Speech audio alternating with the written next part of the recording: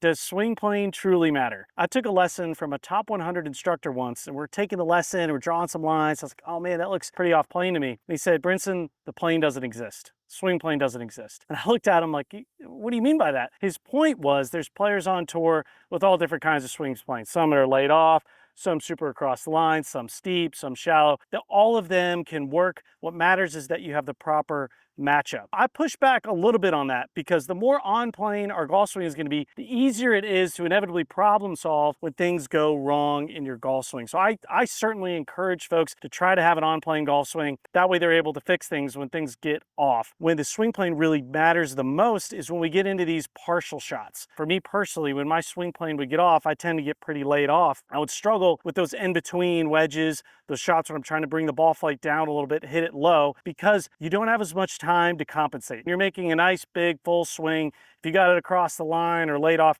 there's time for you to compensate and get the club back in the proper position for delivery. But when you're hitting these little half partial shots, if this club's way off plane, it's really hard to manipulate the club and get it back onto the golf ball. So if you're a person that just lets the club go, that's okay in your full swing. You may not be as consistent, but when you're starting to hit these partial shots, which are vital when you're trying to improve and push on to be a scratch or maybe even a plus handicap, that's really what separates people. They're able to hit those partial shots, control their trajectory. So I really encourage you when you're hitting these to think about your swing plane. Make sure you get the club as close to on plane as possible. You know, this is a partial wedge shot, 115 yards. It's not a full wedge. Great players don't hit full wedge shots. They hit partial shots to control their trajectory. So for me, I'm really focused on swing plane as if I have a laser pointed out of the bottom of this club.